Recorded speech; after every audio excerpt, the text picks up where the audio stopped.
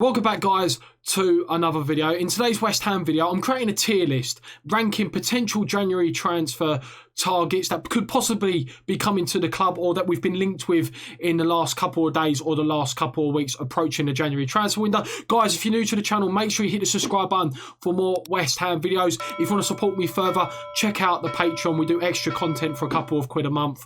Just helps me try and make this creating West Ham content a more viable thing, part-time, full-time in the future. Now, what is a tier list, you may ask? I've gained a lot of subscribers since I last done this. This tier list is something that I've done right at the beginning of my channel. Essentially, what you do, you put a bunch of players in and then you rank them accordingly. So the 4 tiers that we're going to rank these players are by must sign, good signing, not sure, should they be at West Ham, should West Ham go for them, or avoid at all costs. We're going to try and take absolutely everything into account, how they're going to fit the system, wages, transfer fee, everything. Now, the first player that we're going to be ranking is Adam Armstrong. Now, this is someone coming from the Championship we've been linked with before. Okay, we've been linked with him in the summer. Looks like we're being linked with him again. Unfortunately, it does look like Blackburn are probably going to want 20 to 25 million, which seems to be the going rate for a striker. Now, what would he offer to West Ham? Pace.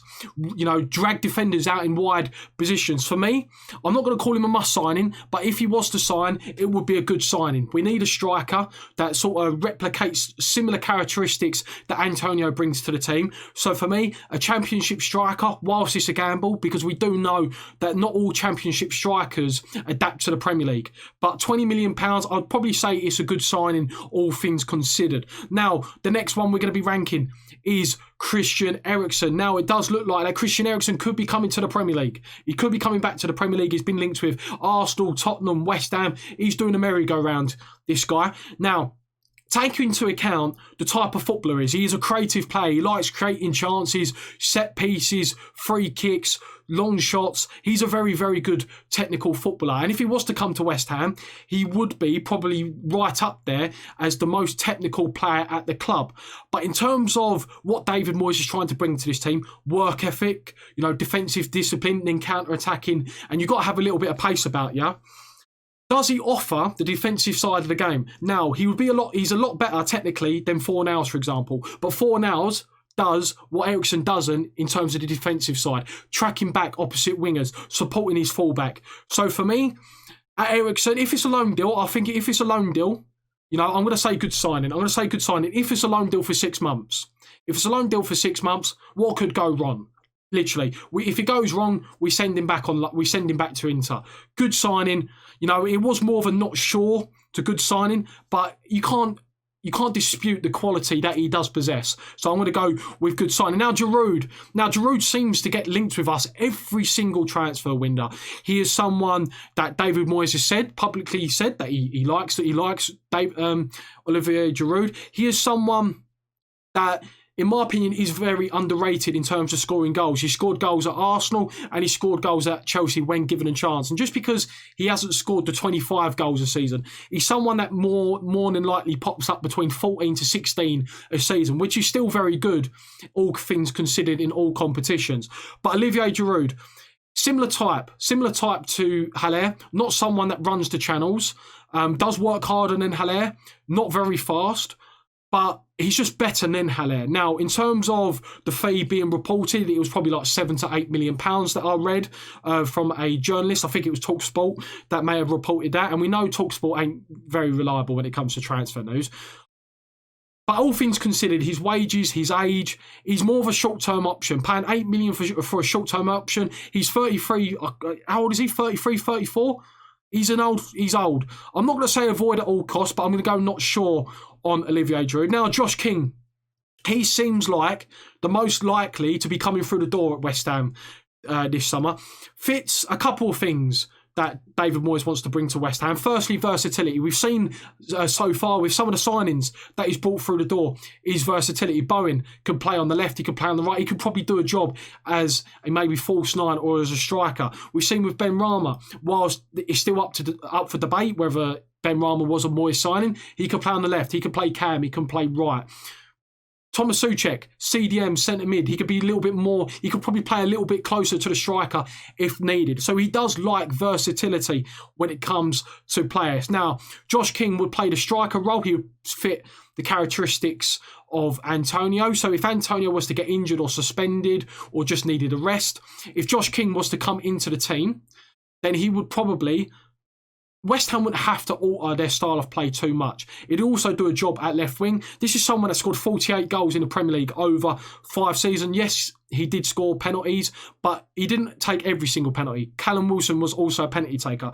Now, in terms of actually what he'd bring to the team in terms of squad depth, I'm going to say good signing.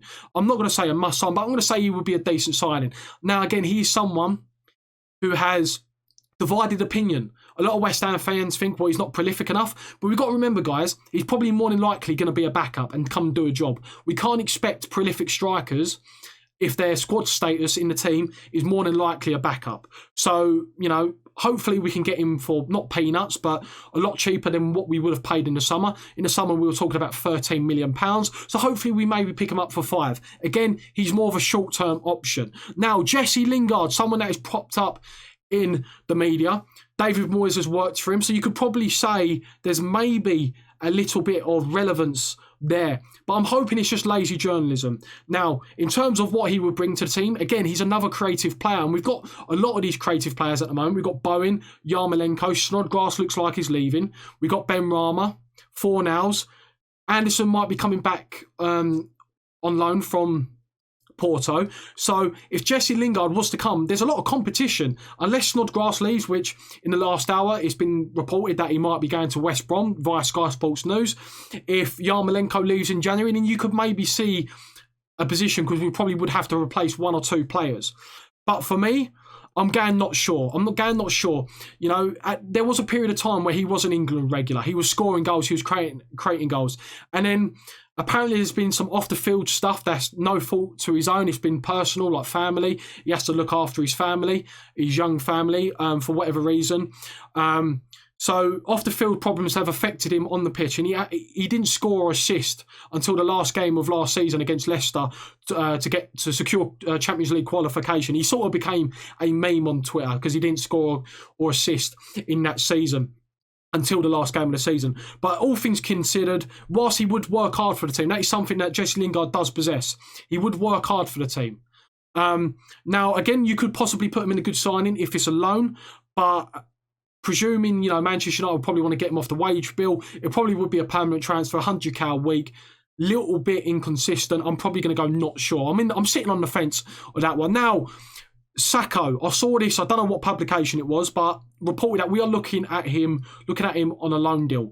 Now, all things considered, loan deal, probably not too bad. But then you look at actually in depth of Sakho. Obviously, he was at Liverpool, went to Crystal Palace, fairly inconsistent. Got Premier League experience, but the thing that halts Sakho is his injuries. He's very, very injury prone. You know, he doesn't at the moment get into the Crystal Palace team, and I don't know if that's through quality, if they prefer Gary Cahill, James Tompkins, Cheku Kouyaté at centre-back, or it is due to his injuries. But I know he does have a very, very big injury record. Because he was a big signing at Crystal Palace at the time, like £18 million, I'm presuming that he's probably going to be on higher wages. So no disputing, because he's actually an experienced Premier League defender, and I don't think he's that bad. He would certainly do a job for us as maybe a squad rotation. But Dawson coming into the team, who's played well the last 2 games. Balbuena, we've still got Diop, and his future's up in the air. We've got Ogbonna. We've also got Cresswell that can drop into a back 3 when we do play the back 5. So for me, I'm going to say avoid. And I suppose avoid at all costs sounds a bit, bit harsh, really, when I'm looking at it.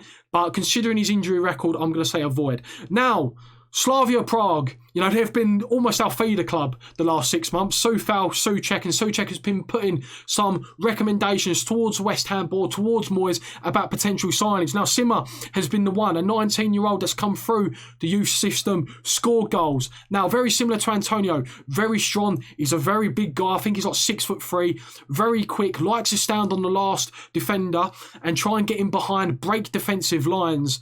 But it does look like that there's going to be a lot of competition for this guy. Now, there was a West Ham fan who Instagrammed or tweeted the Slavia Prague president and was like, any chance of him joining West Ham? They said the summer. For me, I like everything about this guy. He is young. He is playing in the Czech Republic League. But because of the success that we've had with Soufal, with Souček, I'm going a must sign.